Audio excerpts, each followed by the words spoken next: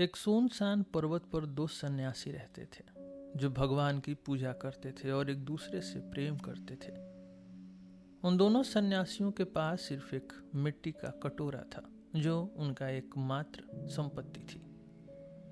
एक दिन दुष्ट आत्मा बड़े सन्यासी के मन में घुस गई। वो छोटे सन्यासी के पास आया और बोला, बहुत समय हो गया साथ रहते हुए, अब समय आ गया है कि हम अलग हो जाएं। चलो अपनी संपत्ति को बांट लें। छोटा सन्यासी उदास हो गया और कहा, मुझे दुख होता है भाई कि तुम मुझे छोड़कर जा रहे हो, पर अगर तुम्हें जाना ही है तो ठीक है। और उसने मिट्टी का कटोरा लाकर बड़े सन्यासी को दे दिया और कहा, इसे बांटा नहीं जा सकता भाई, ये तुम्हारा ही रहे।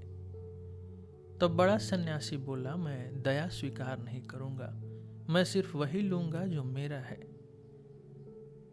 ये बांटा ही जाना चाहिए। छोटे सन्यासी ने कहा, अगर ये कटोरा तोड़ दिया गया तो इसका न मेरे किसी काम का होगा न तुम्हारे। अगर तुम चाहो तो हम चिट डाल के फैसला कर लेते हैं।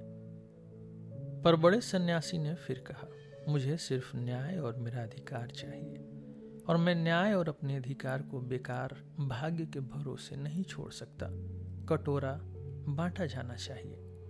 तब छोटा सन्यासी और तर्क नहीं कर सका और बोला, अगर यही तुम्हारी इच्छा है और अगर तुम्हें यही चाहिए तो चलो हम अभी कटोरा तोड़ देते हैं। पर बड़े सन्यासी का चेहरा बहुत काला पड़ गया और वो जोर से चीखा, ओ शापित डरपोक, तुम लड़ना ही नहीं चाहते।